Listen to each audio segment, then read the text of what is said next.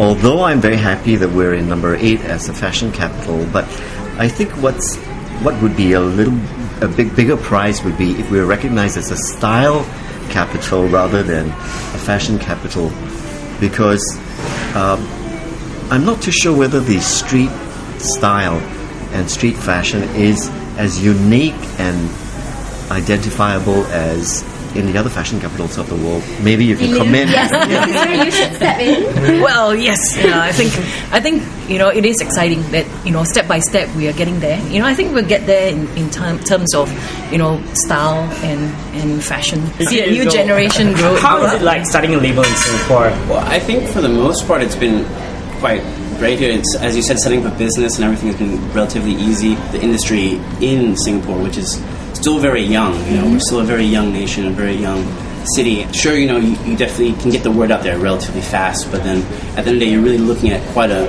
compact market. You're not really tapping into like a huge demographic as you would in maybe some other countries. So in that sense, sometimes it's hard to launch like a homegrown domestic label without huge capital investment. I think it is important to create affordable, low-cost places where creativity can thrive. I think our cost of business here in Singapore is really rising. So people with creative products, it's hard for them to make money and pay the rent. Yeah, I think that the wheels of that started turning. The incubation process. There are platforms like Taco Next, or like what Tangs does do as well with supporting Singapore designers, like what Paragon is doing as well. You've got a space there, or even Orchard Central. Black Market is there. Right. Yeah. Actually, Isham has a space there. I think that the landlords are starting to, clue into the idea that there has to be a Singapore designer identity, and we are getting there. Not fast enough. It is organically, growing. I think that but it's not a race. I think part of what the excitement has been as well, and you asked, is Singapore a stylish city? I think we're getting a lot better. You have people like TRACY. So stylish. You've got brands like Sifr, exciting Asian brands.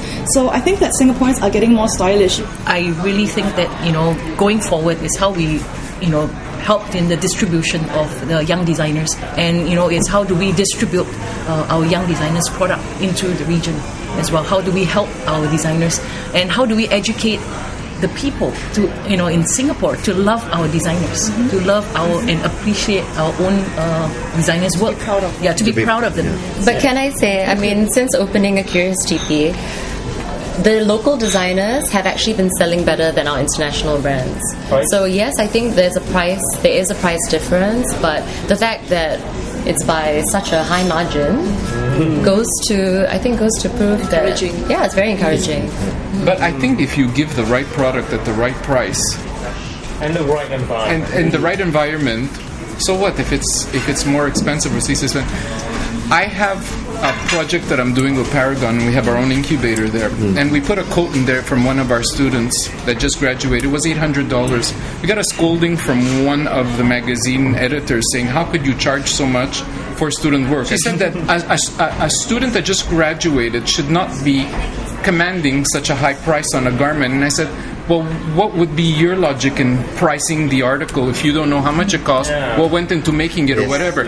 And a customer walked in from Europe and she bought it off the rack, no questions asked. Who's that editor? We won't mention the editor. Do you think our local media is doing enough to support our local talents? They put advertisers. Jerry can. It's advertisers that get featured. But it happens everywhere, right? Yeah. It's a business as well. I do think it's getting better over the years as well, but I also think that the media will feature if you've got exciting content, to be fair to the media. I think one thing to consider too in the context of a fashion capital is like maybe the weight of the media in like this region versus maybe getting published or featured in a magazine overseas, like in the US or Europe.